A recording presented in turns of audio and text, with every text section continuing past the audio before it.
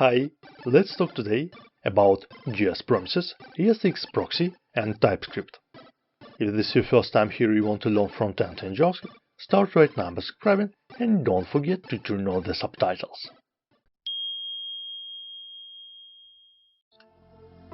How strong are your promises? I mean your JS promise knowledge, of course. 9 questions to test your knowledge of promises is an excellent way to test your knowledge quickly. Challenge yourself. In case you missed, Dag Stuan explained how a separate operator works in JavaScript. Actually, it plays 2 roles, as a res parameter and as the separate operator. You can read more at JavaScript Christmas. The article Manage Global State with Context API and Hooks describes a simpler approach to managing the global state of pure SPAs when the Redux usage is overkill. However, Redux definitely has its use cases and advantages. Lucas Santos in his turn posted an article, namely Node.js Under The Hood number 5, Hidden Classes and Variable Allocations.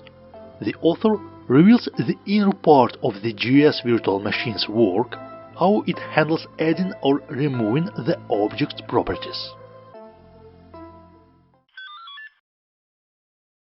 In case you struggle with performance issues on your project, you might be interested in a talk Fast by Default by Vladimir Agafonkin. It's worth watching, especially if you think that native JS methods are fast by default. In this video, Eric Meyers tried to explain why web platform is so weird and controversial, providing historical examples from the very beginning of the web. I'm in web development from 2004 and most cases are new for me too. Take a look. Proxy is one of the most overlooked concepts of the ES6 version of JavaScript.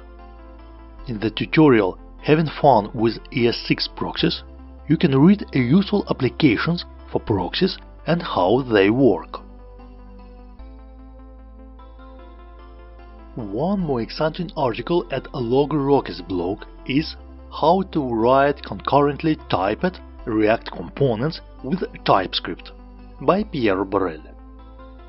React and TypeScript makes a sturdy pair. Here you can learn how to write typed functional and class components with typed context and custom hooks.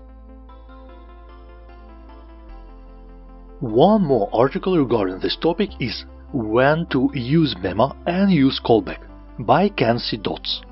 The author demonstrates how abstractions and performance optimizations can sometimes come with a cost that outweighs the benefits.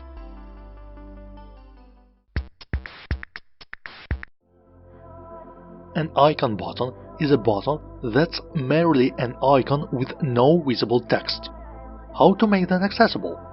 This article gives you a clear overview of many possible ways to provide an accessible label to an icon button. Adam Nothinger from Dropbox told how they moved to Figma and organized their cross-platform design system in it. The author provided several examples of why that was the case for them and why it might be interesting for you. The very next point in my list is the short note, namely Jagged Little Pill, issue with rounded buttons. Tyler Sika explains the issues related to border radius features and provides a possible solution. Nick Babbage in his turn posted an article titled 10 Things You Should Know About Your Users. Here are 10 essential rules that will help you design a better user experience. You can read more at UX Planet. The last but not least point for today is CSS layouts. It's a collection of popular layouts and patterns made with CSS and examples of typesetting standard UI components. add it to your bookmarks.